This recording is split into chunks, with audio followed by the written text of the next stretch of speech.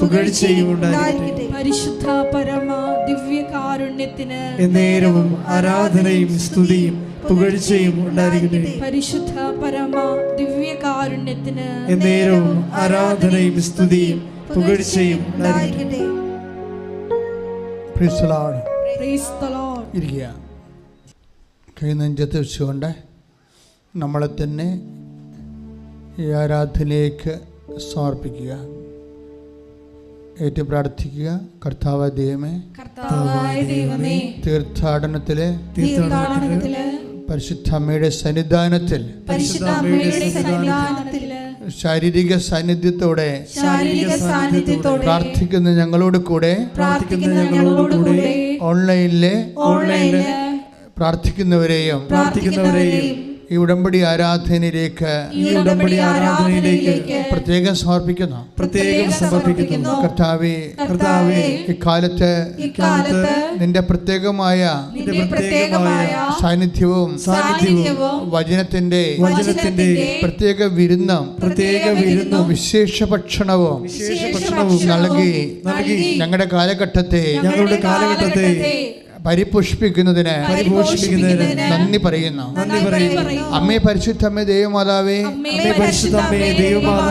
ഈ ആരാധന നിമിഷം മുഴുവനും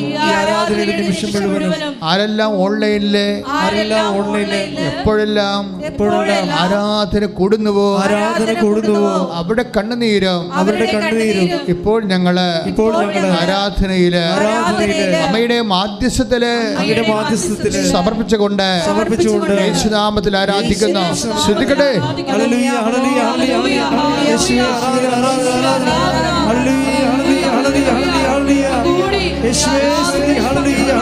മക്കളെ പ്രത്യേകമായിട്ട് അൾത്താരയിൽ സമർപ്പിച്ച് പ്രാർത്ഥിക്കുന്നു.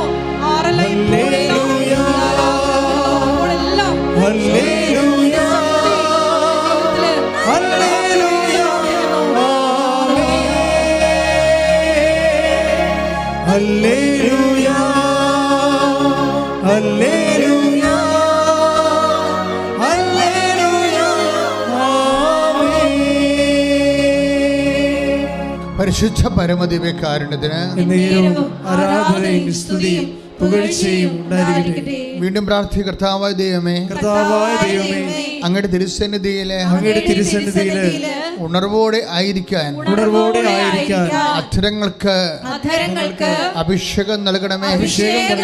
പ്രാർത്ഥിക്കുമ്പോഴേ തീ കത്തുകയും സ്വർഗമുണരുകയും ആത്മാഭിഷേകത്താൽ നിറയുകയും ചെയ്യുന്ന സഭയെ അങ്ങ് പടുത്തുയർത്തണമേ.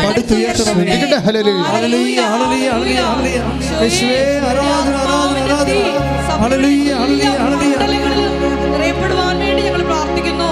ഹല്ലേലൂയ, ഹല്ലേലൂയ, ഹല്ലേലൂയ, ആമേൻ.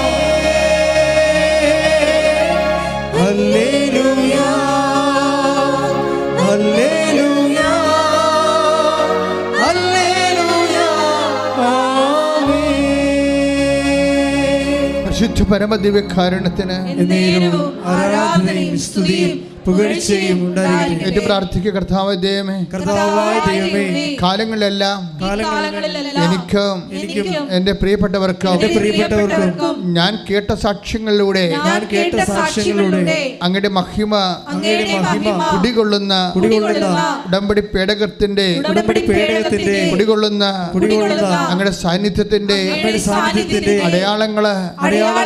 അനുഭവങ്ങളായി വിടുതലായി പുറപ്പാടിന്റെ പുസ്തകത്തിലെ പോലെ തീത്തൂണായി ഏകസ്തംഭമായി ചെങ്കടൽ പിളർത്തി യോർദാൻ പിളർത്തി അനുഭവത്തിന്റെ അനുഗ്രഹത്തിന്റെ വാഗ്ദാന നാട് പ്രവേശിക്കാൻ വേണ്ടി ഞങ്ങളോടൊപ്പം ചരിത്രത്തിലൂടെ ഇന്ന് യാത്ര ചെയ്യുന്ന ഞങ്ങളുടെ സ്വന്തം ദൈവമേ, നിനക്ക് സ്തോത്രം, നിനക്ക് നന്ദി, നിനക്ക് ആരാധന. സ്തുതിക്കട്ടെ. നമ്മൾ ദൈവതിരുസന്നിധിയിൽ ആയിരിക്കുകയാണ്. ദൈവത്താൽ ഇത്രയും അനുഗ്രഹിക്കപ്പെട്ട ഒരു സമൂഹം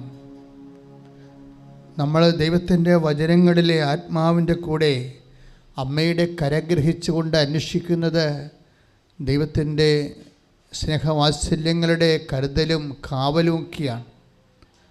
പ്രാർത്ഥിക്കുക, കർത്താവായ ദൈവമേ, കർത്താവായ ദൈവമേ, അങ്ങ് ഞങ്ങളോട് കാണിക്കുന്ന കരുതല്, അങ്ങ് ഞങ്ങളോട് കാണിക്കുന്ന കരുതല് കാലങ്ങളായി അങ്ങ് കാത്തു നിൽക്കുന്ന നിന്റെ സംരക്ഷണം, നിന്റെ സ്നേഹം, നിന്റെ പരിപാലന എല്ലാം ഗ്രഹിക്കുവാൻ, സന്തോഷിക്കുവാൻ, ആരാധിക്കുവാൻ അഭിഷേകം നൽകണമേ.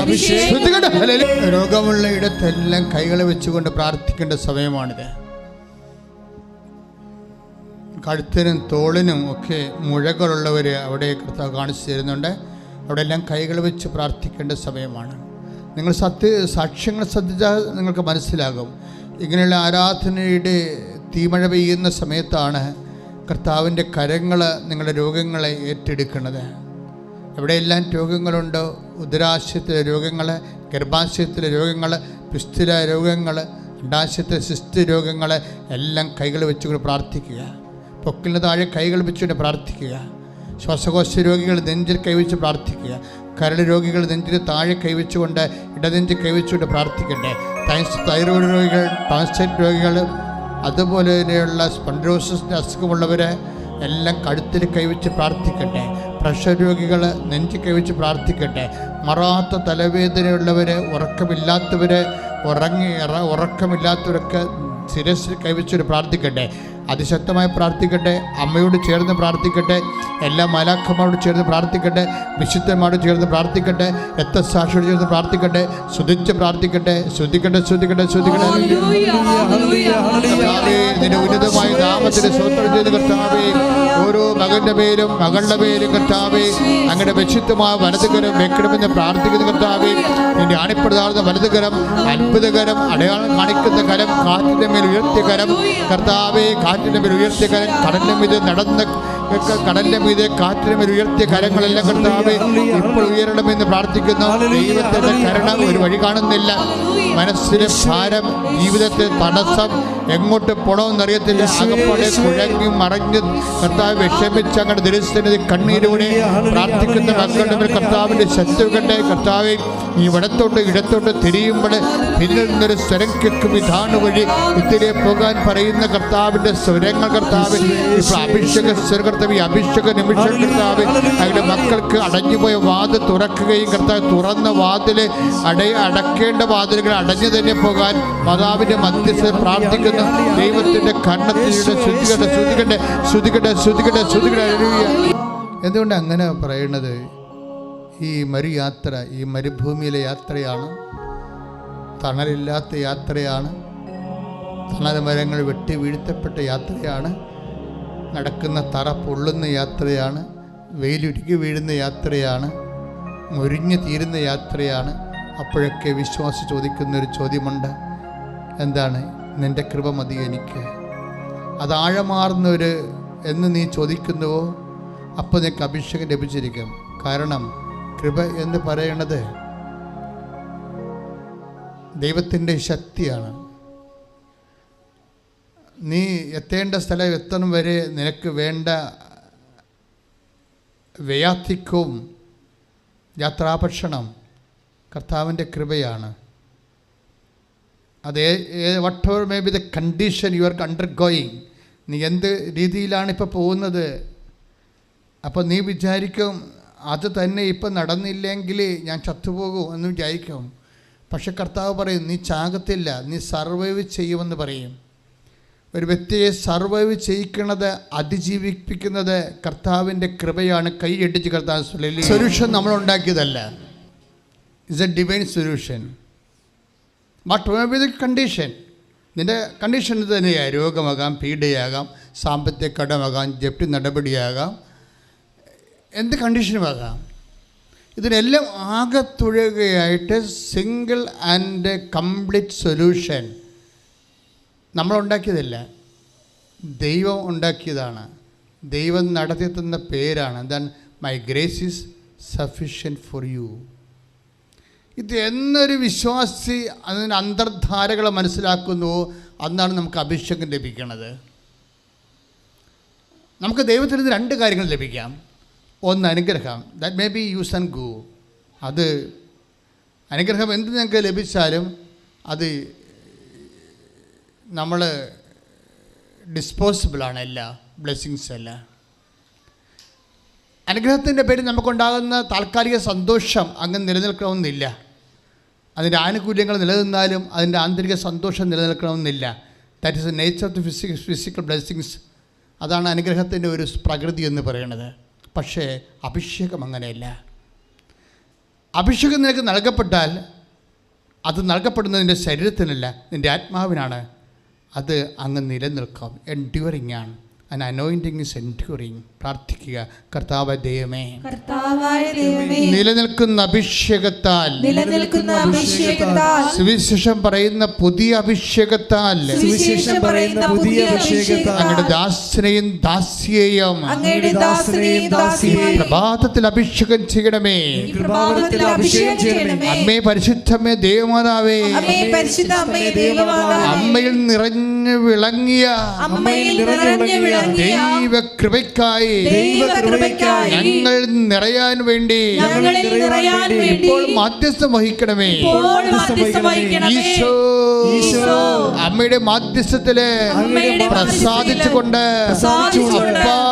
അപ്പാ ദൈവപിതാവേ, കർത്താവായ യേശുക്രിസ്തു വഴി ഞങ്ങൾ പ്രാർത്ഥിക്കുന്ന അവിടുത്തെ തിരുമുറിവിന്റെ പീഡാനുഭവങ്ങളുടെ തിരുമരണത്തിന്റെ ശക്തിയായ കൃപ ഞങ്ങളുടെ കൊഴുകട്ടെ. ശ്രദ്ധിക്കട്ടെ. ഹല്ലേലൂയ.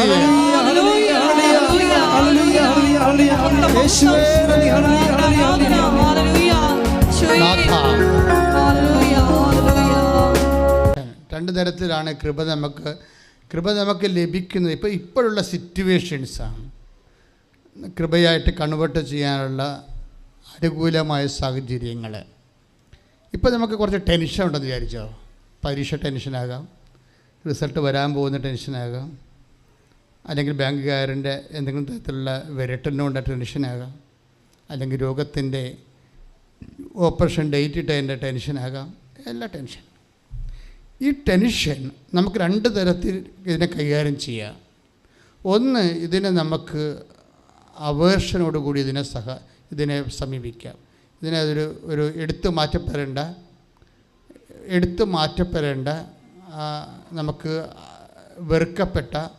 വെറുക്കപ്പെടേണ്ട ഒരു കാര്യമായിട്ട് എടുക്കാം.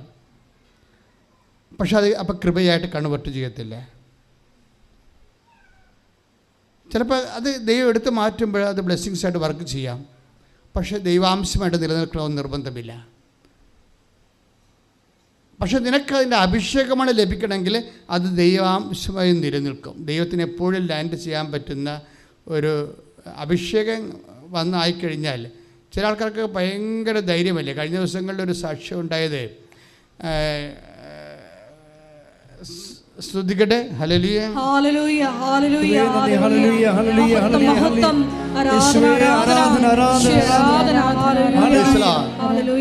രജിത എലിസബത്ത് വർഗീസിൻ്റെ ഒരു സാക്ഷിയാണ്. നമ്മുടെ മണർകാട് പള്ളിയിലെ ഒരു യാക്കോബ സഹോദരിയാണ്. അവരുടെ സാക്ഷ്യം എന്നല്ലേ,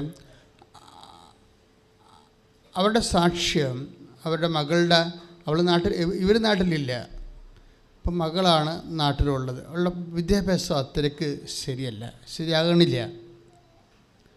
അപ്പോൾ അമ്മ ഒരു കൊല്ലം മുമ്പ് അവർക്ക് 46 വയസ്സുണ്ടായിരുന്ന കാലത്ത്, കഴിഞ്ഞ കൊല്ലം, ഇപ്പോൾ അവർക്ക് 47 വയസ്സായി. 46 വയസ്സുണ്ടായിരുന്ന കാലത്ത് അവർ 18 വർഷത്തോളവും ഒരിടത്തും പോകാതെ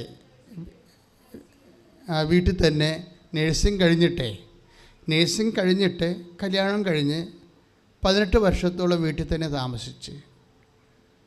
വെച്ചാൽ അവരൊരിടത്തും വിടത്തില്ലായിരുന്നു, അവർക്കൊരിടത്തും പോകാൻ പറ്റത്തില്ലായിരുന്നു. അവിടെ പ്രൊഫഷൻ അങ്ങ് കൊലച്ച് മുരണ്ടുപോയി. വല്ലാത്തൊരവസ്ഥയാണ്. 18 വർഷം എന്നൊക്കെ ഗ്യാപ്പ് എന്നൊക്കെ പറഞ്ഞാൽ നിങ്ങൾക്കറിയാമല്ലോ, ഡെഡ് ബോഡി പോലെ പോകും. അമ്മ ഇതെന്നിട്ട് അതിൽ അവസാനമാണ് ഇവൾ ഈ ഉടമ്പടിയെക്കുറിച്ച് അറിയണത്. അപ്പോൾ ഒരു കണക്കിന് ജപമാല ഒന്നും ചെല്ലാത്ത വീടല്ലേ, ആ വീട്ടുകാരെ കെട്ടിച്ച വീട്ടുകാരും അങ്ങനെ ഇതുപോലെയുള്ള ഒരു പേഴ്സണൽ അറ്റാച്ച്മെൻറ്റ് ദൈവമായിട്ട് ഉള്ള ആൾക്കാരല്ല. അവൾ സാക്ഷ്യത്തെ പറഞ്ഞാണ്, ഞാൻ അവരെ കുറ്റം പറയുകയല്ല.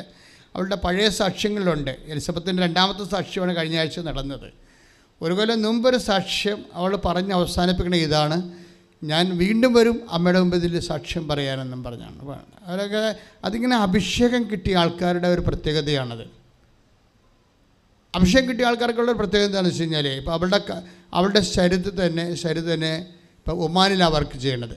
അവളുടെ കാലിൽ വല്ലാത്തൊരു തടിപ്പും ഒരു മുഴയും ഒക്കെയാണ്.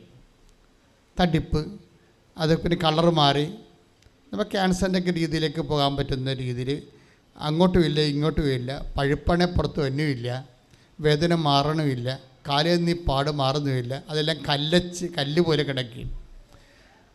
അപ്പോൾ ഇവൾ തിരിച്ച് നാട്ടിലേക്ക് വന്നപ്പോൾ അവൾ തീരുമാനിച്ചതാണ്, മാതാവ് ഇത് സുഖപ്പെടുത്തും, പക്ഷേ അതിനു മുമ്പ് ഞാനിത് മൊബൈലിൽ ഫോട്ടോ എടുത്ത് വെക്കണ്ടേ. ഇതാണ് അഭിഷേകം എന്ന് പറയുന്നത്. മനസ്സിലായില്ലേ? ഈ അനുഗ്രഹവും അഭിഷേകവും തമ്മിൽ അനുഭവതലത്തിൽ ഭയങ്കര വേരിയേഷൻസാണ്. അഭിഷേകം കിട്ടിയ വ്യക്തിയെ സംബന്ധിച്ചിടത്തോളം ദൈവം എന്താണ് ചെയ്യാൻ പോകുന്നതിനെക്കുറിച്ചൊക്കെ അവർക്കൊരു ഐഡിയ നേരത്തെ വരും. അങ്ങനെയാണ് ഉത്കണ്ഠ പോകണത്. വെറുതെ ഉത്കണ്ഠ പോകത്തില്ല, വെറുതെ നിരാശ പോകത്തില്ല. അത് ദൈവം നമുക്ക് ചെയ്യാൻ പോകുന്ന കാര്യങ്ങളെക്കുറിച്ച് ആത്മാവ് നമുക്ക് നേരത്തെ ഒരു ഇൻറ്റിമേഷൻ തരും. അപ്പോൾ ഇൻറ്റിമേഷൻ മാതാവ് എടുത്തു മാറ്റാനും പോകുന്നു എന്ന് അവർക്ക് ഇൻറ്റിമേഷൻ കിട്ടി. അപ്പോൾ അത് ആദ്യം ചെയ്ത നടപടി എന്താണ്? അമ്മ എടുത്ത് മാറ്റിയെന്ന് എനിക്ക് നാട്ടുകാരോട് പറയണ്ടേ. അതിനുവേണ്ടി മൊബൈലിൻ്റെ ഫോട്ടോ എടുത്ത് വെക്കും. മൊബൈലിൻ്റെ ഫോട്ടോ എടുത്ത് വെച്ചിട്ട് നെടുമ്പാശ്ശേരിന്ന് അമ്മേനെ കണ്ടിട്ട് വീട്ടിൽ പോകാമെന്ന് പറഞ്ഞുകൊണ്ട് ഇവിടെ ഇറങ്ങും ആൾ ഇറങ്ങിയിട്ട് ട്രോളി ബാഗും പിടിച്ചിട്ട് ഇവിടെ വരും. ഇവിടെ വന്ന് ശുശ്രൂഷ അത് അങ്ങനെ ഷെഡ്യൂൾഡ് ശുശ്രൂഷ നടക്കുമല്ലോ. പക്ഷേ ഇങ്ങനെ ചിലർ പറയില്ല അച്ഛനെ കാണണം എന്നൊക്കെ പറയലേ. അച്ഛനെ കാണണം എന്നൊക്കെ പറയുന്നത് അഭിഷേക ലെവലിലുള്ള ആൾക്കാരല്ല, അനുഗ്രഹ ലെവലിലുള്ള ആൾക്കാരാണ്. അഭിഷേക ലെവലിലുള്ള ആൾക്കാർ അമ്മയെ കാണത്തുള്ളൂ.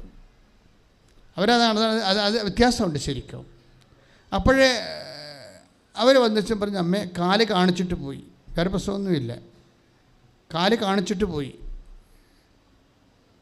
ഒരു കൊല്ലത്തെ അനുഗ്രഹത്തിന് നന്ദിയും പറഞ്ഞ് കാല് കാണിച്ചിട്ട് പിന്നെ ട്രോളി ബാഗ് എടുത്ത് കാറെ കയറി ആൾ വീട്ടിൽ പോയി. മകളോട് പറഞ്ഞ് അമ്മയെ ഞാൻ കാല് കാണിച്ചിട്ടുണ്ട്, ഇനി ചികിത്സ വേണോ വേണ്ടോയെന്ന് അമ്മയാണ് നിശ്ചയിക്കേണ്ടതെന്ന് പറഞ്ഞ് ഇങ്ങനെ കാല് നോക്കിയപ്പോൾ ഈ സംഭവമില്ല അവിടെ. അപ്പോൾ ഇതിനാണ് ഈ അഭിഷേകം. ഞാൻ അഭിഷേകം എന്ന് പറയുമ്പോൾ നിങ്ങൾക്കത് എല്ലാവർക്കും മനസ്സിലാകത്തില്ല. അഭിഷേകം എന്ന് വെച്ചാൽ ഇതൊരു ബന്ധമാണ്. ആദ്യം ഒരു പേഴ്സണൽ ബന്ധത്തിലൂടെ ഉണ്ടാകുന്ന ആന്തരികമായിട്ടുള്ള സാന്നിധ്യ സംവേദനങ്ങൾക്കാണ് ഈ അഭിഷേകം എന്ന് പറയുന്നത്. സാന്നിധ്യം മാത്രമല്ല, ഈ ആന്തരിക സാന്നിധ്യത്തിൽ നിന്ന് സംവേദിപ്പിച്ചുകൊണ്ടിരിക്കും എന്താണ് സംഭവിക്കാൻ പോകുന്നത്. അങ്ങനെ സംവേദിക്കണമെങ്കിൽ പേഴ്സണൽ റിലേഷൻസ് വേണം. ആ റിലേഷൻസ് എന്ന് പറയുന്നത് ഇവരുടെ റിലേഷൻ ലെവൽ ഭയങ്കര വേറെ ഒരു ലെവലാണ്.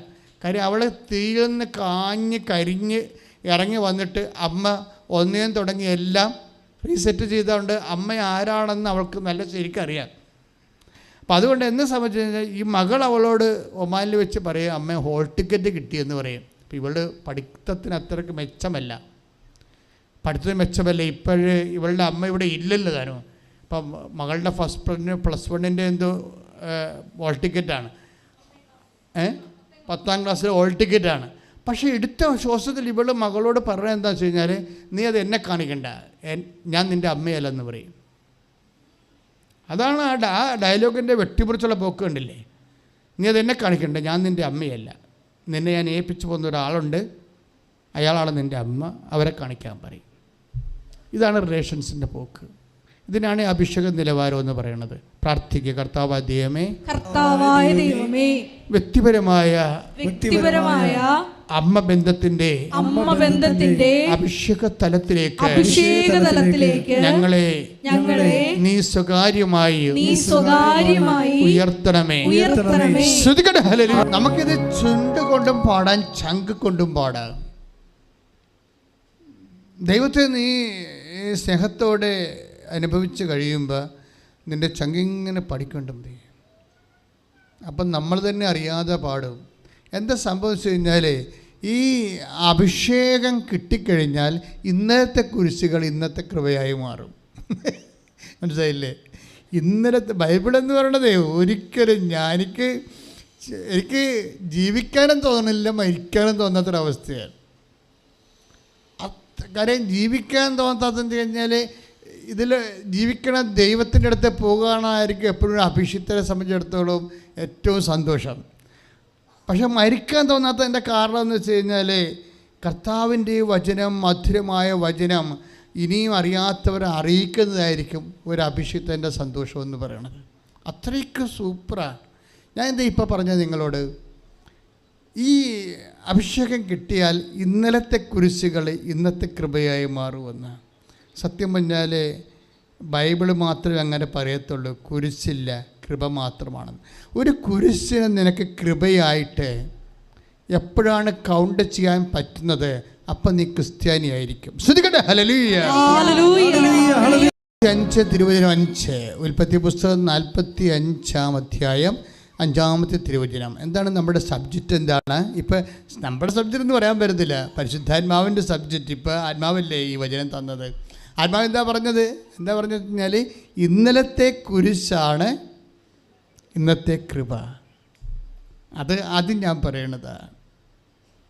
ഇന്നലത്തെ കുരിശാണ്. ഇന്നലെ എന്ത് സംഭവിച്ചോ അത് ഇന്നലെയും ഇന്നും ഒക്കെ നമുക്ക് ചിലപ്പോൾ ദുഃഖകരമായ കാര്യമാകാം. പക്ഷേ ഒരു സ്വർഗാനുഭവത്തിൻ്റെ നമ്മൾ ഫോർമാറ്റ് ചേഞ്ച് ചെയ്യുമ്പോൾ എന്താ പറയണത്? അവിടുന്ന് അവരുടെ കണ്ണിൽ നിന്ന് കണ്ണീരെല്ലാം ഒപ്പിയെടുക്കും. എപ്പോഴാണ് കണ്ണുനീര് ഒപ്പിയെടുക്കപ്പെടുന്നത്?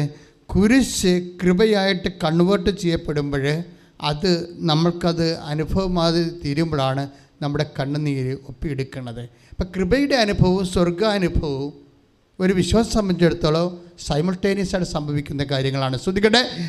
ഹല്ലേലൂയ. 45 തിരുവചനം 5 വായിച്ചോളൂ. എന്നെ ഇവിടെ വിറ്റതോർത്ത് നിങ്ങൾ വിഷമിക്കുകയോ വിഷാദിക്കുകയോ വേണ്ട. ആര് പറയണതാണിത്? ജോസഫ് അല്ലേ? പഴയ നിയമത്തിലെ ജോസഫ് പറയണ. ആരോട് പറയണതാണ്? സഹോദരന്മാരോട് പറയണതാണ്. എന്താ സംഭവിച്ചത്? അങ്ങേരെ കുഞ്ഞുനാളിൽ അവർ വിറ്റ് കളഞ്ഞു അല്ലേ? കുഞ്ഞുനാളിൽ സംഭവിച്ച ഒരു കാര്യമാണ് അത്. ഇപ്പോൾ സങ്കടമായിട്ട് ആണ് ഇപ്പോൾ അവർക്ക് ചേട്ടന്മാർക്ക് തോന്നണത്. അപ്പോൾ ജോസഫിനെ കർത്താവ് കൊടുത്തൊരു അഭിഷേകം എന്താണ്? എന്താ പറയണത്? എന്നെ ഇവിടെ വിറ്റതിനെ ഓർത്ത്, പറഞ്ഞോളൂ, എന്നെ ഇവിടെ വിറ്റതോർത്ത് നിങ്ങൾ വിഷമിക്കുകയോ വിഷാദിക്കുകയോ വേണ്ട. അപ്പോൾ ഇന്നലെ സംഭവിച്ച ഒരു സങ്കടത്തെ ഓർത്ത് നിങ്ങൾ വിഷാദിക്കരുത്. അത് ജോസഫിനോട് മാത്രം പറയണതല്ല, ഏകദൈവത്തെ വിശ്വസിക്കുന്ന എല്ലാവരോടും പറയണതാണ്. നിങ്ങളുടെ ജീവിതത്തിൽ ഇന്നലെ സംഭവിച്ച ഒരു വിഷയത്തെ ഓർത്ത് ഇന്ന് വിഷാദിക്കരുതെന്ന്. എന്താ കാര്യം? ആ കുരിശുകൾക്കെല്ലാം കൺവേർഷൻ സംഭവിക്കാൻ കൃപയിലേക്ക് കുരിശിനെ സംബന്ധിച്ചിടത്തോളം ഒരു അൾട്ടിമേറ്റ് ആയിട്ടുള്ള ഓപ്ഷൻസേ ഉള്ളൂ. എന്താണത്? കൃപയായിട്ട് കൺവേർട്ട് ചെയ്യപ്പെടുകയാണ്. കുരിശ് കൃപയാക്കാൻ പറ്റുന്നില്ലെങ്കിൽ അത് ശാപമായിട്ട് മാറും. വിശ്വാസത്തിൻ്റെ ഒരു വില അതാണ്. വിശ്വാസം ഈ കുരിശിലേക്ക്, ആ കുരിശ് തൂങ്ങി പാവത്തിന് പരിഹാരം ചെയ്ത് മരിച്ചവൻ്റെ ഉയർപ്പിൽ വിശ്വസിക്കുമ്പോഴേ ആണ് ഈ കുരിശ് കൺവേർട്ട് ചെയ്ത് ശാപമാകാതെ അത് കൃപയായി മാറണത്. അതാണ് ക്രിസ്തുവിനെ സ്വീകരിക്കുമ്പോൾ ക്ലേശങ്ങൾക്ക് സംഭവിക്കുന്ന രൂപാന്തരീകരണങ്ങൾ. സ്തുതികട്ടെ. കുടല് പിരിഞ്ഞു പോണതുപോലെയും ചില ഞരമ്പുകൾ ആന്തരിക അവയവങ്ങളിലെ നിർജ്ജീവമായിട്ട് അതിൻ്റെ പ്രവർത്തനരഹിതമായിട്ട് ചുരുണ്ട് കിടക്കുന്ന സന്ദേശമുണ്ട്. ആ വ്യക്തികൾക്ക് വേണ്ടി പ്രാർത്ഥിച്ചുകൊണ്ടിരിക്കട്ടെ. കർത്താവ് ഈ നിമിഷം അവരെ സുഖപ്പെടുത്തും. ശ്രുതികട്ടെ ശ്രുതികട്ടെ ശ്രുതികട്ടെ.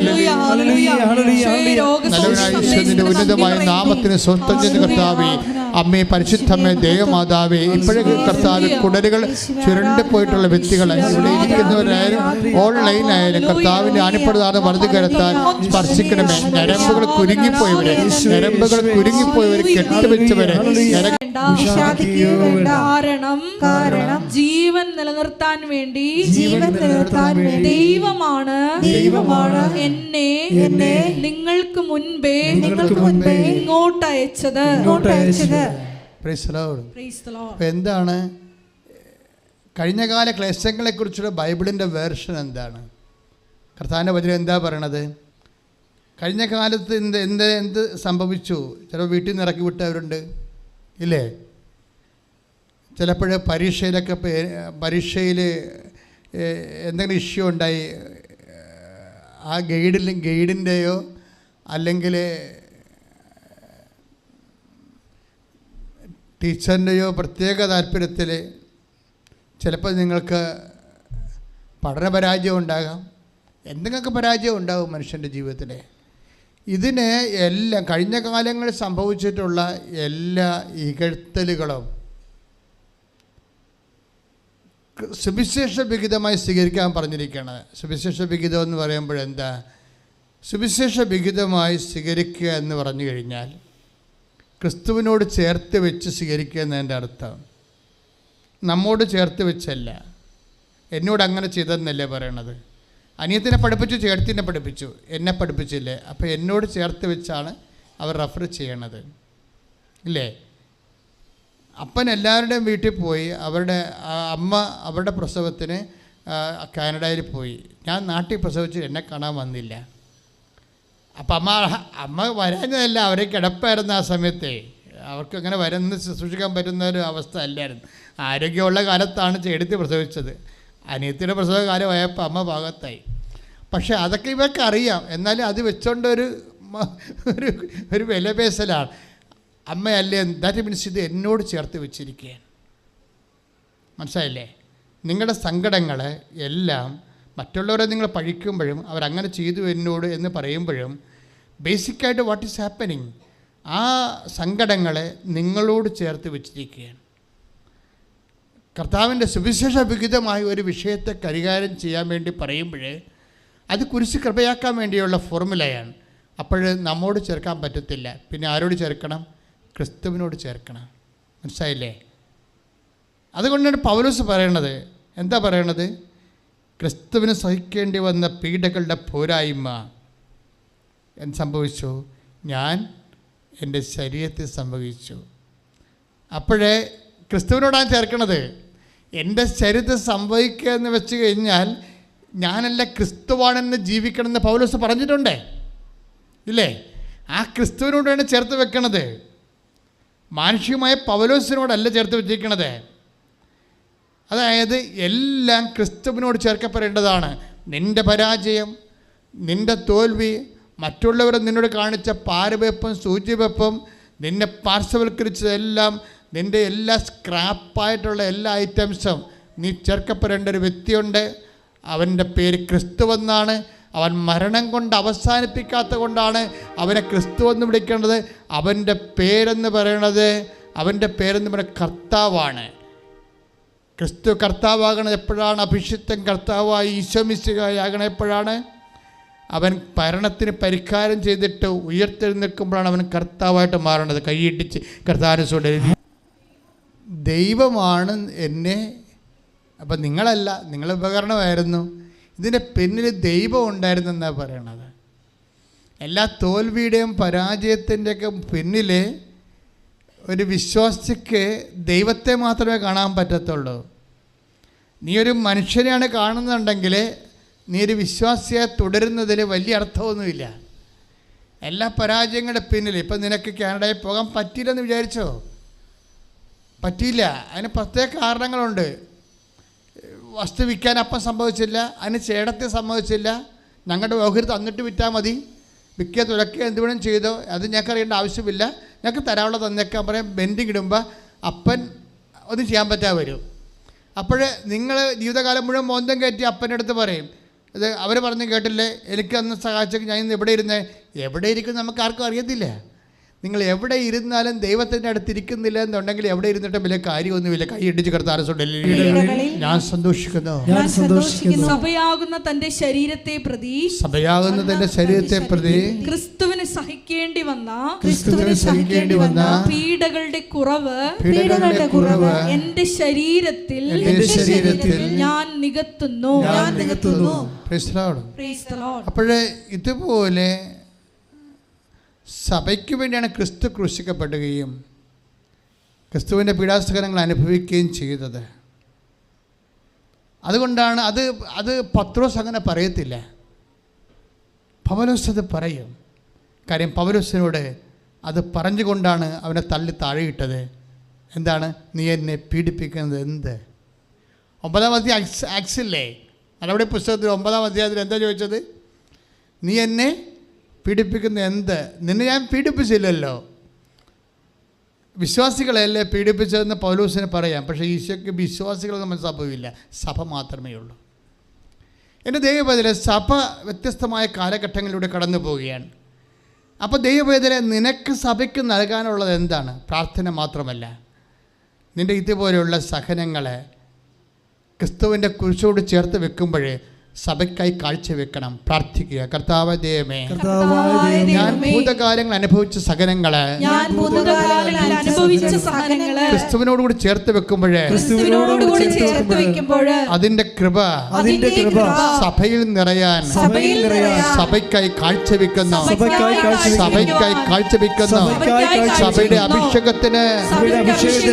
സഭയുടെ അഭിഷേകത്തിനായി കാഴ്ചവെക്കുന്നു. ശ്രദ്ധിക്കട്ടെ. ഹല്ലേലൂയ. ദൈവവേദന ഇന്ന് കർത്താവിൻ്റെ വചനത്തിൻ്റെ വെളിപാടുകൾ എങ്ങോട്ടാ പോകണമെന്ന് ചോദിക്കുക. നിങ്ങൾ വളരെ ശ്രദ്ധിക്കണം കേട്ടോ. അതായത് നിന്നെക്കുള്ള കൃപ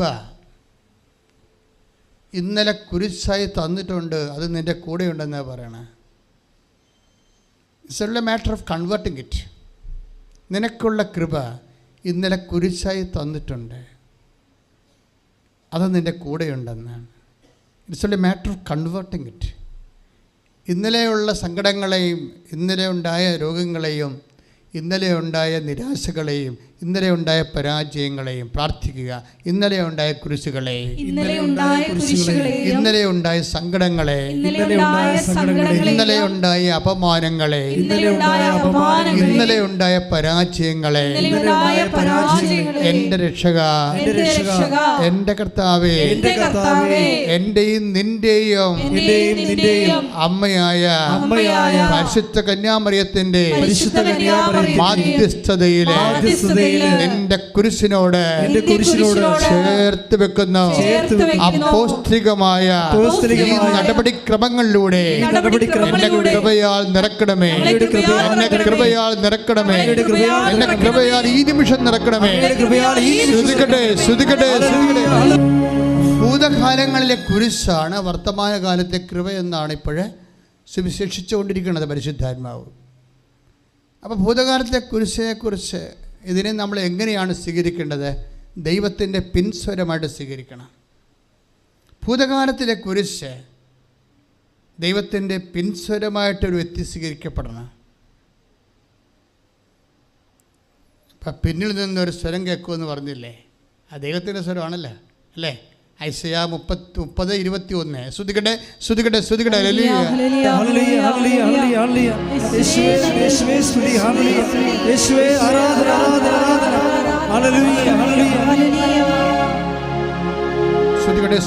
ഐസയ 30:21.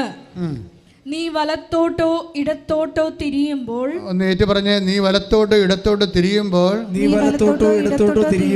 നിന്റെ കാതുകൾ പിന്നിൽ നിന്ന് ഒരു സ്വരം ശ്രവിക്കും. ഇതാണ് വഴി, ഇതിലേ പോവുക.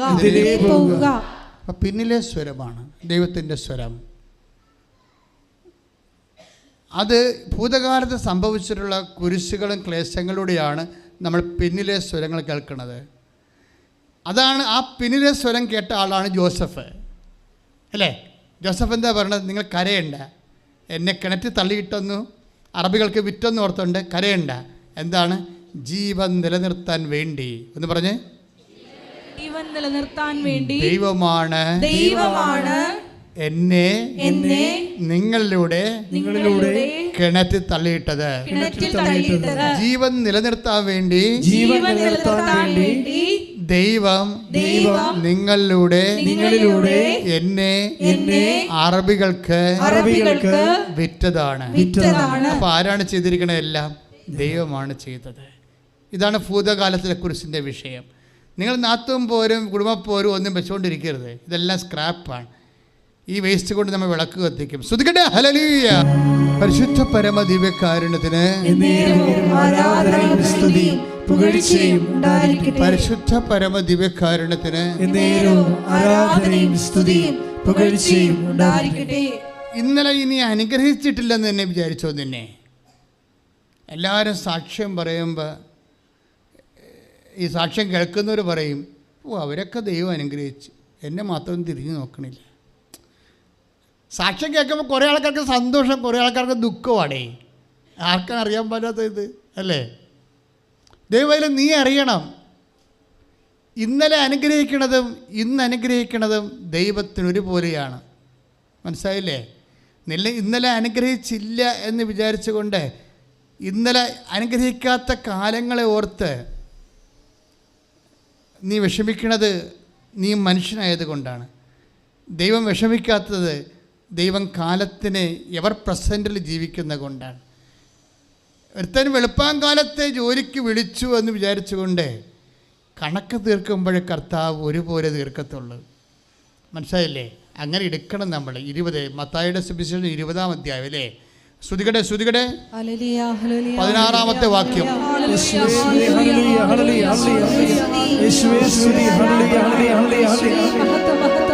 മത്തായി 20:16. പിമ്പന്മാർ മുമ്പന്മാരും മുമ്പന്മാർ പിൻപന്മാരുമാകും. പ്രൈസ് ദി ലോർഡ് എന്ന് പറഞ്ഞ മുമ്പന്മാർ പിമ്പന്മാരും മുൻപന്മാർ പിൻപന്മാരും പിമ്പന്മാർ മുമ്പന്മാരുമാകും. ഇനി 15-ഉം 14-ഉം വായിച്ചേ.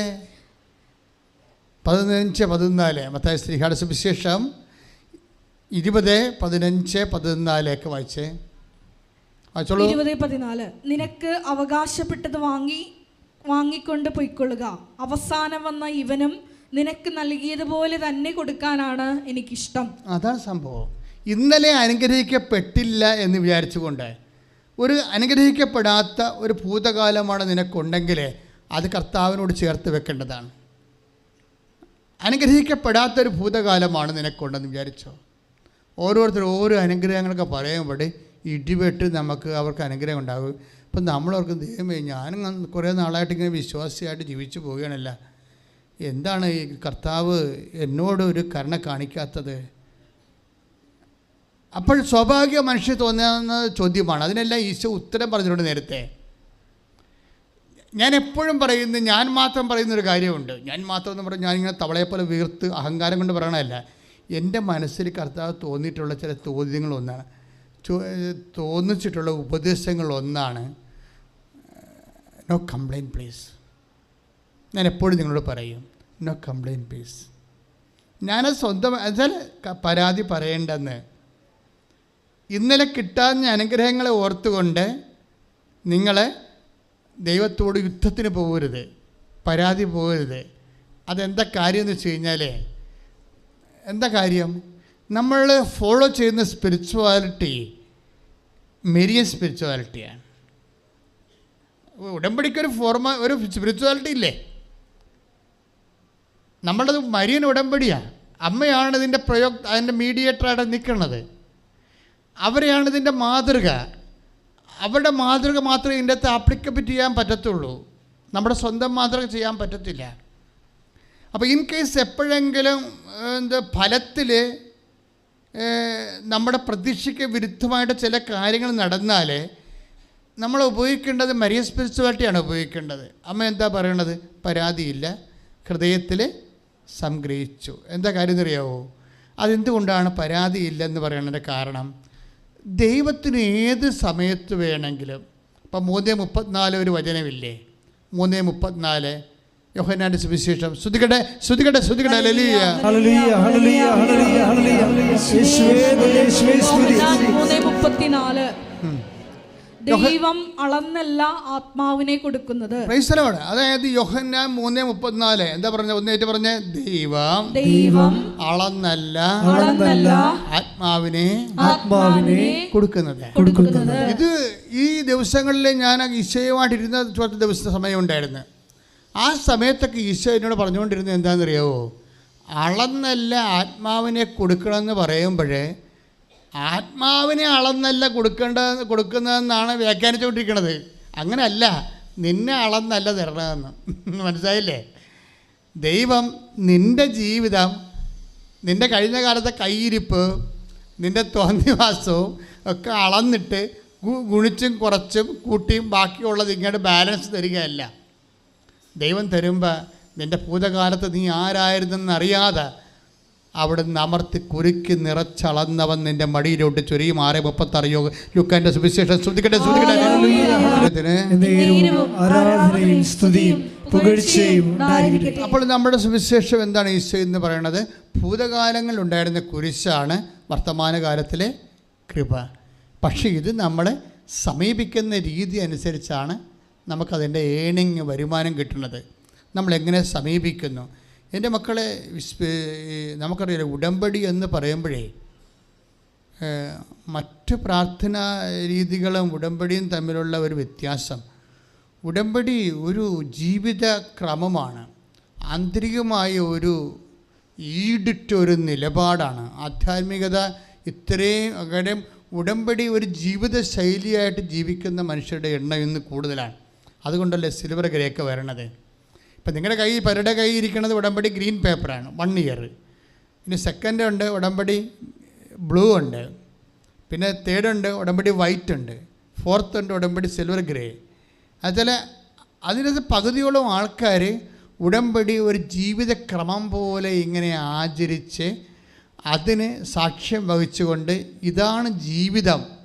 കാര്യം അതിൻ്റെ അകത്ത് എന്തെല്ലാം ഉണ്ട്. ഇപ്പോൾ ഷൈനി ഇടുക്കിയിൽ വന്ന ഷൈനിയുടെ സാക്ഷ്യം എന്ന് പറയുന്നത്, ശ്രുതികട്ടെ മക്കളെ, ശ്രുതികട്ടെ. ഹല്ലേലൂയ ഹല്ലേലൂയ യേശുവേ സ്തുതി. ഹല്ലേലൂയ ഹല്ലേലൂയ ഹല്ലേലൂയ ഹല്ലേലൂയ. അപ്പോൾ ഷൈനി ഉടമ്പടിയിലാകുമ്പോൾ ഉടമ്പടിയെക്കുറിച്ച് നല്ല ആഴമായ അപാരമായ ബോധ്യങ്ങൾ ഷൈനിക്കുണ്ട്. ഷൈനിക്ക് വയസ്സ് 46 ഉണ്ടെന്ന് തോന്നുന്നു, 41-42 വയസ്സുണ്ട്. ഇപ്പോൾ എന്താ പ്രോബ്ലം വെച്ച് കഴിഞ്ഞാൽ അവർക്ക് സീനിയർ കെയറിന് പോകണം. UK സീനിയർ കെയർ വിസ വേണം. അതാണ് സംഭവം. അവർ കർഷക കുടുംബത്തിൽ നിന്ന് വന്ന ആൾക്കാരാണ്. അതെന്താ സംഭവിച്ചു കഴിഞ്ഞാൽ ഇപ്പോൾ നമുക്കിപ്പോൾ എല്ലാവർക്കും ഭയങ്കര സങ്കടകാലമല്ലേ. ഈ കോവിഡിൻ്റെ 2 കൊല്ലം കഴിഞ്ഞപ്പോൾ ഒത്തിരിയേറെ കടങ്ങൾ വന്ന്, അപ്പോൾ ഇനി നമുക്ക് പല ആൾക്കാരും പുതിയ മെച്ച സ്ഥലങ്ങൾ അന്വേഷിക്കുമ്പോൾ ഞാനെന്താ അവരുടെ കൂടെ നിൽക്കണത്? ഈ കാലം അവരുടെ കൂടെ നിൽക്കേണ്ട കാലമാണ്. അതിനുവേണ്ടി നമുക്ക് ഉടമ്പടി ദൈവം തന്നിരിക്കണം. ഈ കാലം വളരെ മോശമാണ്. ഇപ്പം തന്നെ ജോസഫ് എന്താ പറയണത്?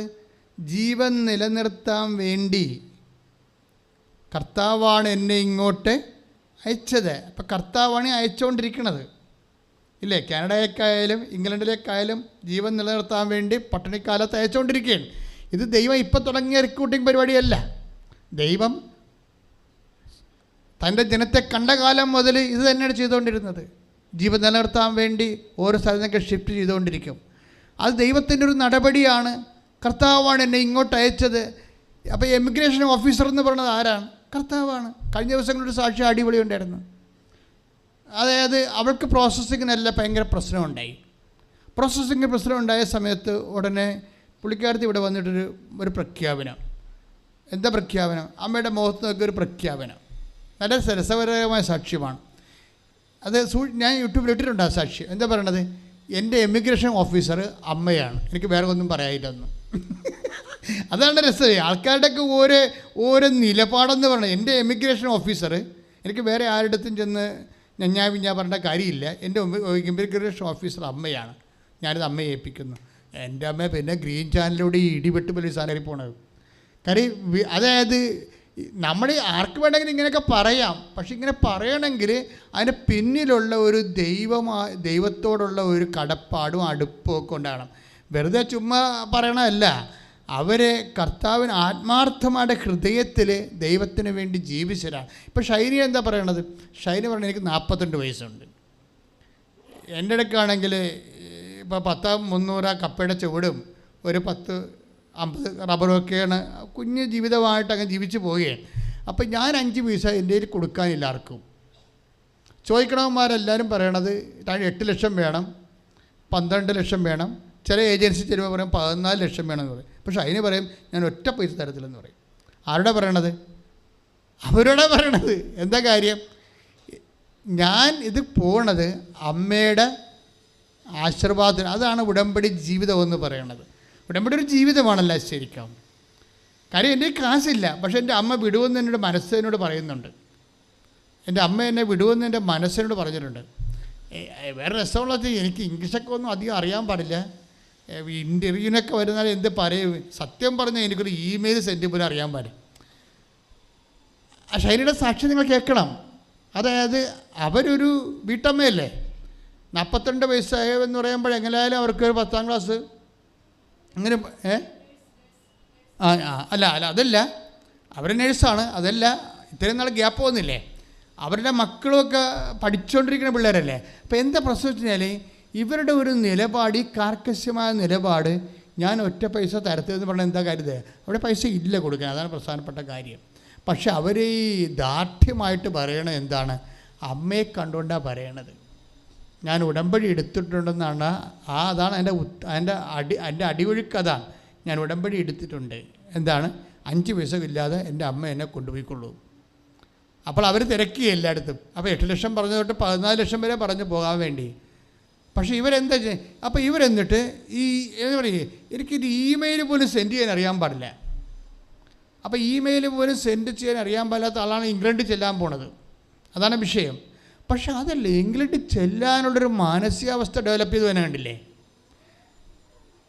നമുക്ക് ചിലപ്പോൾ ചിലർ അടുത്ത പഞ്ചായത്തിൽ പോകാത്ത ആൾക്കാരുണ്ടാവും. പക്ഷേ അവർക്കൊക്കെ ഉടമ്പടി എടുത്ത് കഴിയുമ്പോൾ അവരോട് കൂട്ടിച്ചേർക്കപ്പെടുന്നത് വലിയൊരു സ്വപ്നവും ഇച്ഛാശക്തിയും കൂടിയാണ്. ഇതൊക്കെ എങ്ങനെ വരണമെന്ന് നമുക്കറിയാൻ പറ്റത്തില്ല. എന്നിട്ട് അവസാനം ഇവർ ഒരു ബ്രിട്ടീഷ് കമ്പനി ഇവരോട് ഇൻ്റർവ്യൂ ചെയ്യുന്നുണ്ട്. അവർക്കറിയാവുന്ന പോലെയൊക്കെ അവർ പറയുന്നുണ്ട് അവരോട്. പക്ഷേ ഓഫർ ലെറ്റർ മാത്രം വരുന്നില്ല. അപ്പോൾ ഓഫർ ലെറ്റർ വരാതിരിക്കുമ്പോൾ ഇവർക്ക് മനസ്സിലാകും ഈ ഇംഗ്ലീഷുകാരൻ അല്ല ഇവരെ ഇത് റിജക്റ്റ് ചെയ്യണത്, ആപ്ലിക്കേഷൻ. ഇപ്പോൾ ഇംഗ്ലീഷുകാരൻ റിജക്റ്റ് ചെയ്ത് കഴിഞ്ഞാൽ മിക്കവാറും പിന്നെ അത് അവർ ടേക്കപ്പ് ചെയ്യത്തില്ല. അപ്പോഴേ ഷൈനി ഒരു സാക്ഷ്യം കേൾക്കും. സാക്ഷ്യം കേൾക്കണമെന്ന് വെച്ച് കഴിഞ്ഞാൽ ഇതുപോലെ തന്നെ ഒരു ലെറ്റർ ജോലി, അതായത്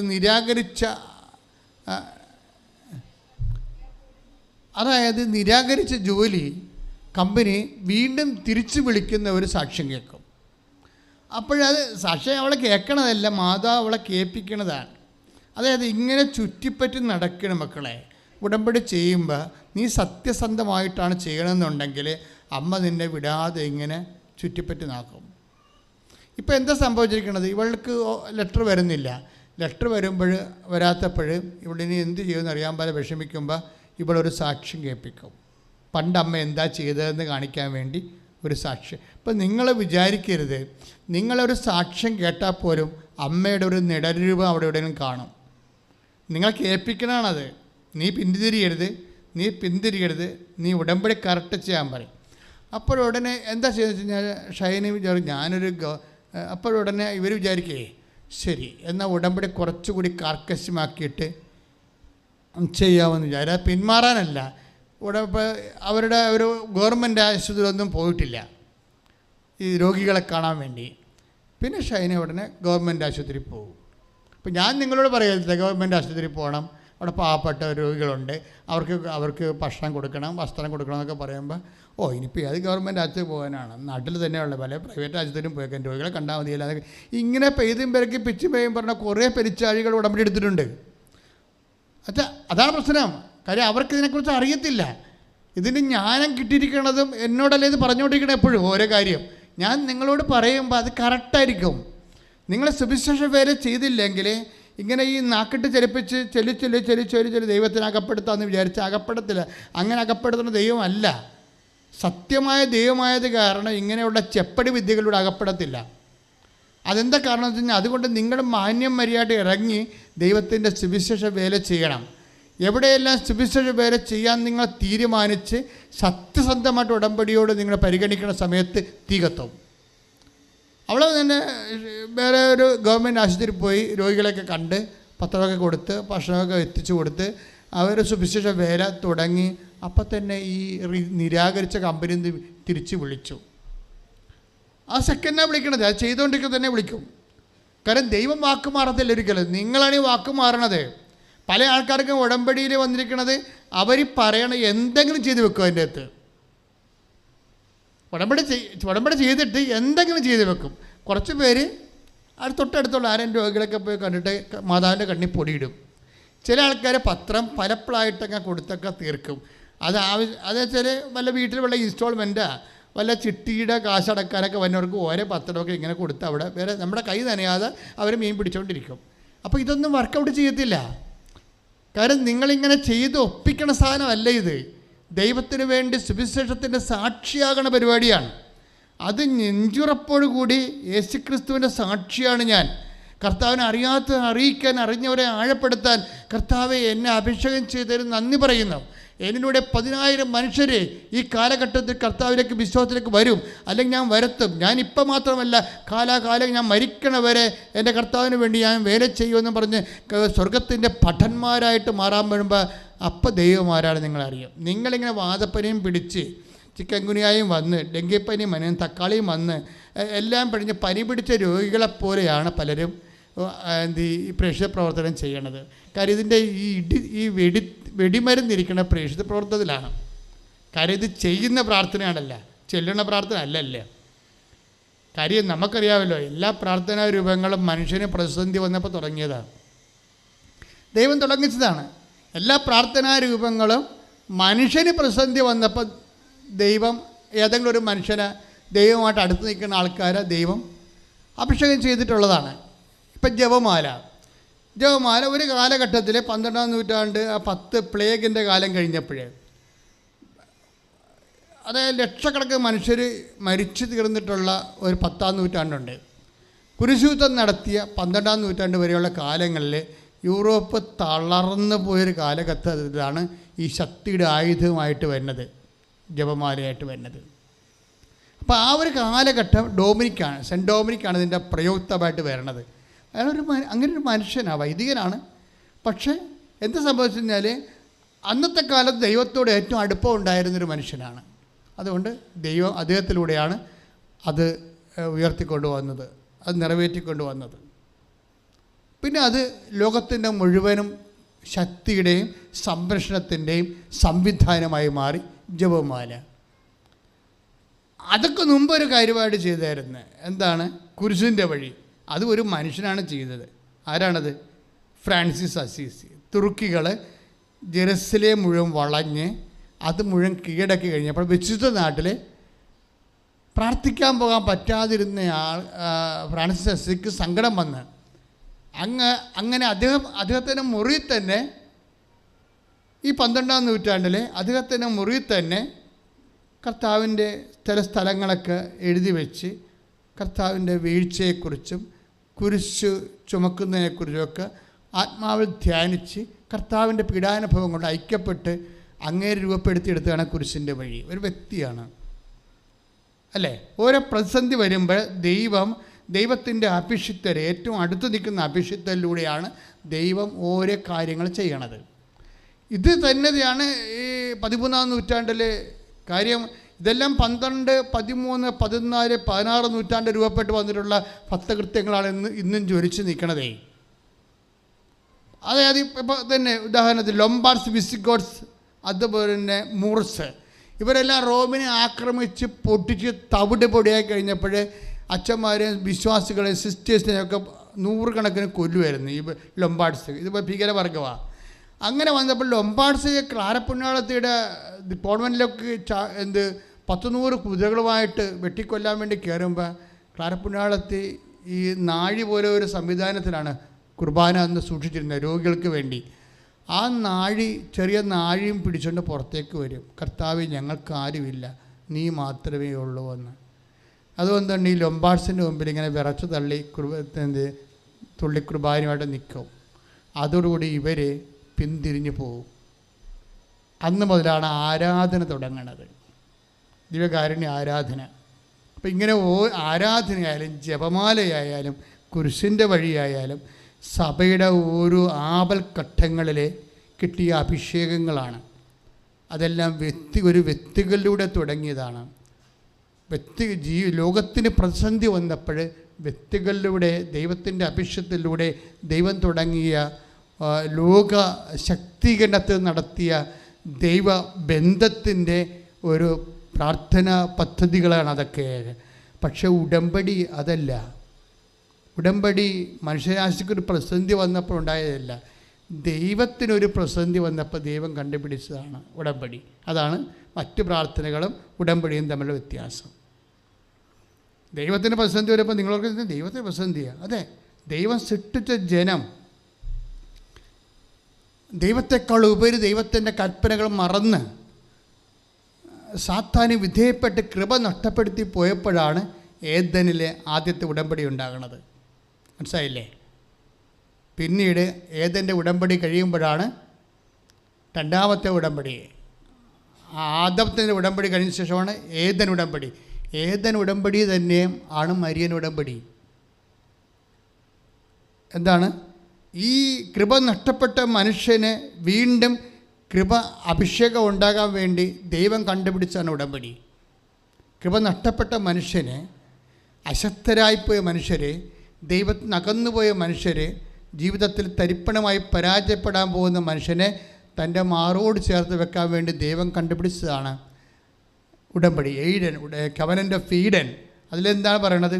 നിനക്കും സ്ത്രീക്കും തമ്മിൽ 33:15 നിൻ്റെ സന്തതിക്കും സ്ത്രീയുടെ സന്തതിക്കും തമ്മിൽ ഞാൻ ശത്രുത ഉളവാക്കും, അവൻ്റെ കുതികാലിന് നീ പരിക്കേൽപ്പിക്കുമെന്ന്. അപ്പം അവൻ അവിടെ വരികയാണ്. അവൻ മാത്രമല്ല, സ്ത്രീയും. അവൻ പറയണ പോലെ ചെയ്യാൻ പറയണത് സ്ത്രീയാണ്. മനസ്സിലായില്ലേ? അവൻ പറയണത് പോലെ ചെയ്യാൻ പറയണത് സർപ്പത്തിന് കുതികാലിൽ സർപ്പത്തിന് തലക്ക് ചവിട്ടിയ അവൻ പറയണത് പോലെ ചെയ്യാൻ പറയണതും പറഞ്ഞ് ചെയ്യിക്കണതും സ്ത്രീയാണ്. ആ സ്ത്രീയാണ് മറിയാം. അവരുടെ മധ്യസ്ഥത്തിലാണ് ഈ മരിയൻ ഉടമ്പടി. അപ്പോഴിതെന്ന് പറയണത് ചൊല്ലണ പ്രാർത്ഥനയല്ല, ചെയ്യണ പ്രാർത്ഥനയാണ്. ദൈവത്തിൻ്റെ പ്രതിസന്ധി ഉണ്ടായ കാലത്ത് മനുഷ്യന്മാർ കണ്ടുപിടിച്ചതല്ല, ദൈവം മുൻകൈ എടുത്ത് ചെയ്തതാണെന്നുള്ള ബോധ്യം നമുക്കുണ്ടാകണം. കൈയിടിച്ച് കർത്താവിനെ സ്തുതിക്കുന്നു.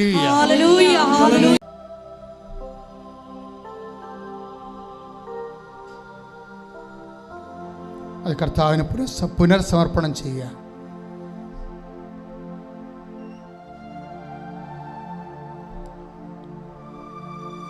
ഏതെങ്കിലും വിഷയത്തിൽ സാക്ഷ്യം പറയാൻ പറ്റിയിട്ടില്ലെങ്കിൽ ഈ ആഴ്ചയിൽ തന്നെ പറഞ്ഞുകൊള്ളാമെന്ന് ഈശോയ്ക്ക് വാഗ്ദാനം കൊടുക്കുക.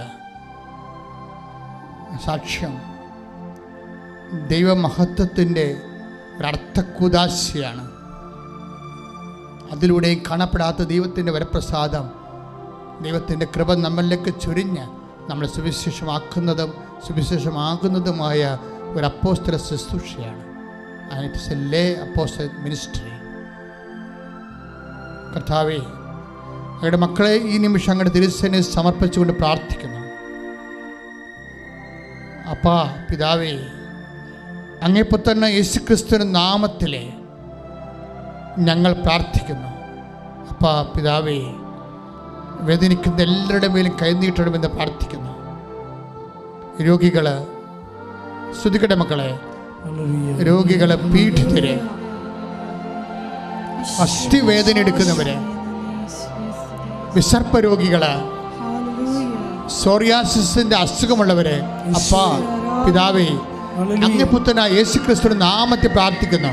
ഗർഭരോഗികള്, ഗർഭദശത്തിന് ഡൗൺ സിൻഡ്രോം ഉണ്ടെന്ന് പറയുന്നവരെ, അതിൻ്റെ പേരിൽ പേടിച്ചിരിക്കുന്നവരെ, കിഡ്നി രോഗികളെ, കിഡ്നി ചുങ്ങിപ്പോകുന്നവരെ, കിഡ്നിയിൽ കല്ലുള്ളവരെ, മൂത്രമൊഴിക്കുമ്പോൾ രക്തമൊഴുകുന്നവരെ കർത്താവേ, അപ്പാ പിതാവേ, അങ്ങേപ്പോൾ തന്നെ യേശുക്രിസ്തുവിന്റെ നാമത്തിൽ കൈകൾ നീട്ടണമെന്ന് പ്രാർത്ഥിക്കുന്നു. കർത്താവേ, വിവാഹം തടസ്സമുള്ളവര്, ഈശോയെ മക്കൾ ഇല്ലാത്തവര്, കർത്താവേ വസ്തു വീടുമില്ലാത്തവര്, പെരുവഴി ആധാരം പോലെ ആയിപ്പോയവര്, കർത്താവെ ജോലിക്ക് പ്രോസസ്സിങ് നടക്കാത്തവര്, പരീക്ഷ പരാജയപ്പെട്ടവര്, ഇനി പരീക്ഷ എഴുതാൻ പണമില്ലാത്തവര്, അവരെല്ലാം കർത്താവെ നീ ഏറ്റെടുക്കണമെന്ന് പ്രാർത്ഥിക്കുന്നു. അവിടെ കണ്ണുനീര് ഏറ്റെടുക്കണമെന്ന് പ്രാർത്ഥിക്കുന്നു. അപ്പാ പിതാവേ, അങ്ങേപ്പോൾ തന്നെ യേശുക്രിസ്തു നാമത്തിൽ ഞങ്ങൾ പ്രാർത്ഥിക്കുന്നു. കർത്താവ് ശരീരം മുഴുവൻ കുരുക്കളുള്ളവര്, ശരീരം മരവിച്ചവര്, വാതരോഗികൾ, വിസർപ്പ രോഗികള്, മുടി കൊഴിഞ്ഞു പോകുന്നവര്, തലയ്ക്കും അകത്തും പുറത്ത് ശരീരത്തിൽ മുഴയുള്ളവര്, ശരീരത്തിൽ പൊറുക്കാത്ത വ്രണങ്ങളുള്ളവര്, അപ്പാ പിതാവേ കർത്താവ് ഇപ്പോഴേ അങ്ങേപ്പൊത്തനായ യേശു ക്രിസ്തുവിന്റെ നാമത്തിൽ പ്രാർത്ഥിക്കുന്നു. അടുപ്പിടറ പോലെ, വൈദ്യ ആഘാതം പോലെ, ദൈവിക ശക്തിയാൽ മാരക രോഗങ്ങള്, തീരാവേദികള് യേശു നാമത്തിൽ മാറിപ്പോകട്ടെ. ശ്രദ്ധിക്കട്ടെ, ശ്രദ്ധിക്കട്ടെ, ശ്രദ്ധിക്കട്ടെ.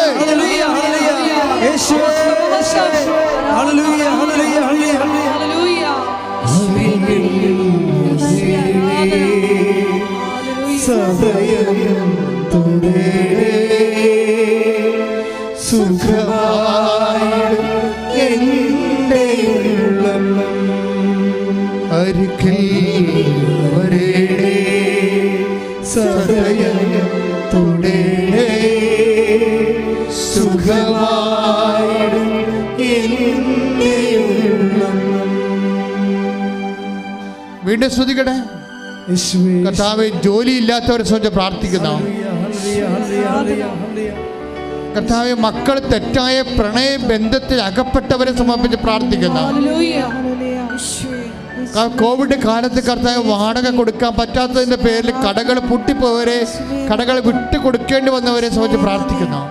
ഒരു തൊഴിലും പരതൊഴിലുമില്ലാതെ അലഞ്ഞു നടക്കുന്നവരും വീട്ടിൽ ഇരിപ്പായവരെയും എന്തിന് പോകണമെന്ന് ഓർത്തോണ്ട് കർത്താവെ ഡിപ്രഷൻ ബാധിച്ച് വിട്ടിരിക്കുന്നവരെ സംബന്ധിച്ച് പ്രാർത്ഥിക്കുന്നു. ഈശോയെ, മനോരോഗികളെ, മാനസിക അസ്വസ്ഥതകളുള്ളവരെ, ഉറക്കമില്ലാത്തവരെ സമർപ്പിച്ച് പ്രാർത്ഥിക്കുന്നു. അപ്പാ പിതാവേ, അങ്ങേപ്പോൾ തന്നെ യേശുക്രിസ്തു നാമത്തിൽ പ്രാർത്ഥിക്കുന്നു. സാമ്പത്തിക തകർച്ച ഉള്ളവര്, ജപ്തി നടപടി നേരിടുന്നവര്, വിദൂരങ്ങളുള്ള മക്കള്, ജയിലിലായവര്, നാട്ടിൽ ജയിലായിട്ടുള്ള മക്കള്, കേസ് വന്നിട്ടുള്ളവര്, തർക്കപ്പുരിടങ്ങൾ ഭാഗൂടപ്പടി നടക്കാത്തവര്, കർത്താവേ പഠിക്കാൻ പറ്റാത്ത കുഞ്ഞുങ്ങളെ പരീക്ഷ എഴുതി തോക്കുന്നവര്, സപ്ലൈ ഉള്ളവര് എല്ലാവരും സംബന്ധിച്ച് പ്രാർത്ഥിക്കുന്ന കർത്താവ്. റെക്കോർഡ് കൊടുക്കാത്തവര്, കർത്താവ് ഓരോ രാജ്യങ്ങളിൽ യുദ്ധം കാലം പഠനം നടത്തി പോകുന്നവര്, അവർക്ക് വീണ്ടും പഠിക്കണമെന്ന് തോന്നുമ്പോൾ എങ്ങോട്ട് പോകണമെന്ന് അറിയാതെ വിഷമിക്കുന്നവരെ, അതിന് പണമില്ലാത്തവരെ, കപ്പാ പിതാവേ, അതേപോലെ തന്നെ യേശുക്രിസ്തു നാമത്തിൽ കൈകൾ നീട്ടണമെന്ന് പ്രാർത്ഥിക്കുന്നു.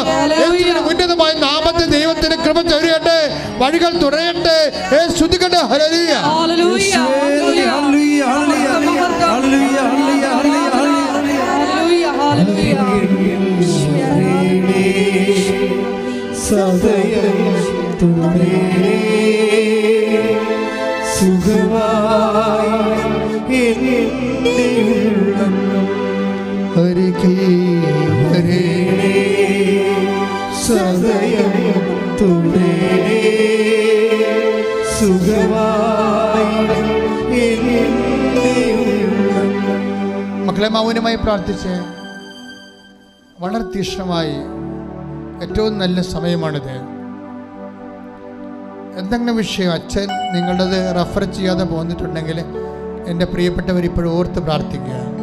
തീർച്ചയായിട്ടും അമ്മ ജീവനോടെ നിങ്ങൾക്ക് വേണ്ടി മാധ്യസ്ഥം വഹിക്കും. നിങ്ങളിപ്പോൾ പ്രാർത്ഥിക്കുന്ന വിഷയങ്ങൾ അച്ഛന് പിന്നീട് പരിശുദ്ധ അമ്മ വഴി ഈശോയ്ക്ക് സമർപ്പിക്കാം.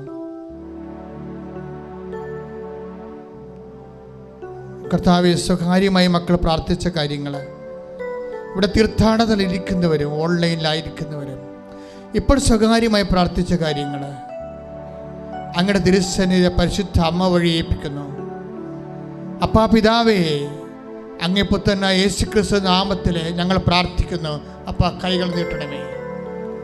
അപ്പോൾ ആ മക്കളിപ്പോൾ സ്വകാര്യമായി പ്രാർത്ഥിച്ച ഓരോ വിഷയത്തിൻ്റെ മേലും കൈകൾ നീട്ടണമേ.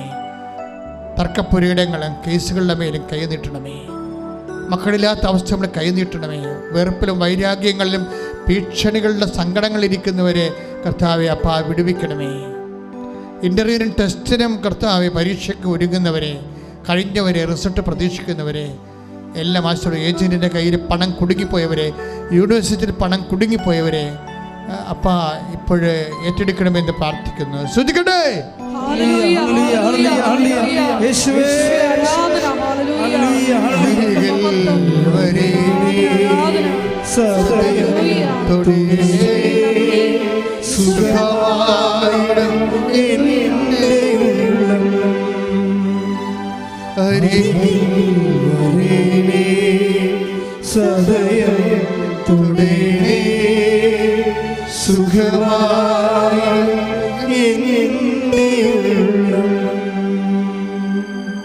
മൗനമായി പ്രാർത്ഥിക്കുക, അഭിഷേകം സ്വീകരിക്കുക. ആശീർവാദവും നമ്മുടെ എല്ലാ ഉടമ്പടി നിയോഗങ്ങൾ ദിവ്യകാരുണ്യ സന്നിധിയിൽ സമർപ്പിച്ചുകൊണ്ട് പരിശുദ്ധ അമ്മയുടെ പ്രത്യക്ഷീകരണത്തിൻ്റെ സാക്ഷിയായി എന്നെയും എൻ്റെ കുടുംബത്തെയും ഉയർത്തണമേ എന്ന് പ്രാർത്ഥിച്ചുകൊണ്ട് ശിരസ് നമിച്ച് നമുക്ക് ദിവ്യകാരുണ്യനാഥൻ്റെ ആശീർവാദം സ്വീകരിക്കാം.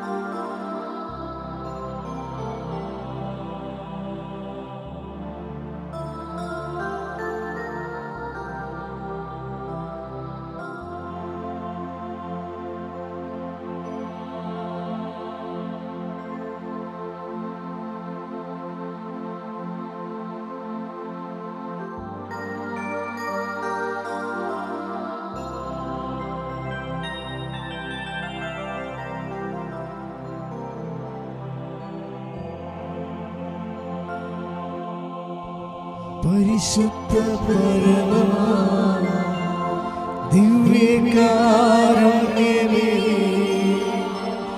എന്നുമെന്നും അങ്ങേക്ക് ആരാധന.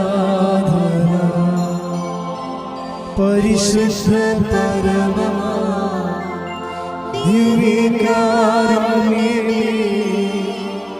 എന്നുമെന്നും അങ്ങേക്ക് ആരാധന.